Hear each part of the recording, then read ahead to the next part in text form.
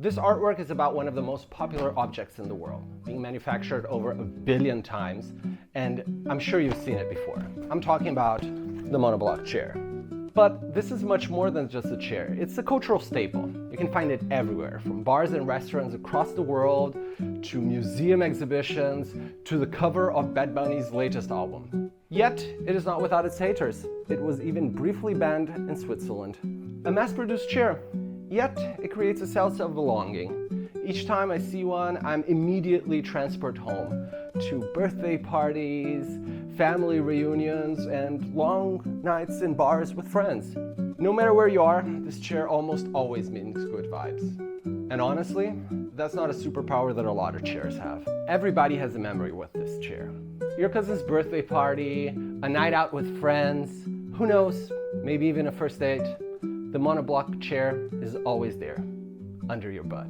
For me, it's a feeling of home. Growing up in Brazil, I remember countless nights just sitting on Monobloc chairs at bars, talking with friends, just really good times. But not everybody loves it. Switzerland tried to ban them at some point. No restaurants could have Monobloc chairs outside. They said it was an eyesore. Love it or hate it, this chair has been part of all of our stories. To some, it's cheap junk. To others, it's design genius. Accessible, affordable, stackable. Not many objects reach this cult status. It's on Bad Bunny's latest album cover.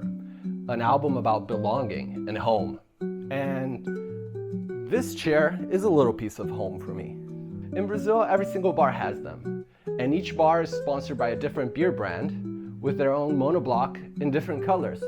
So in the end, you end up with this rainbow of different color monoblocs down the streets of Rio de Janeiro. So yeah, is it trash, design genius? I don't know, maybe both. But now it's also an artwork. So, how do I turn a monobloc into art? It starts with a sketch. I do it on my iPad and then drop it on the laser cutting robot.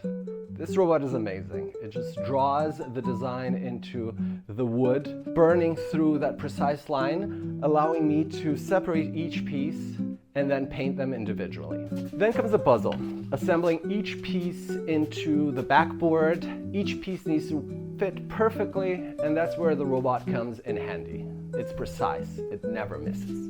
And here's the irony.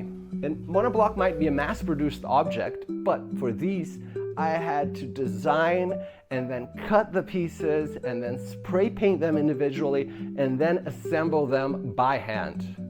And that's the tension that I love with these artworks. It's designed in a digital iPad, then it goes through a robot, but then I have to grab each pieces with my own little hands, spray paint them, and then assemble them to have this end result. So it's a ballet between the mass manufacturing and the robots and a lot of hard work too. And in the end, the most common chair of the world becomes something rare because I'm only making 10 copies of these babies. And in the end, the most common chair of the world becomes something rare because I'm only making 10 copies of these babies. So, why transform something as common and ordinary as a monobloc chair into an artwork? Because maybe that's my superpower as an artist, helping people see everyday objects differently, in a new context, with new meaning. A chair isn't usually a big deal, but through the lenses of art, you can help tell the stories around that object. The family gatherings, the birthday parties, the long nights with friends. And then it becomes much more than a mass-produced object. It becomes a conduit to tell stories of home and belonging. Sometimes the ordinary is already extraordinary. Just need to look at it differently.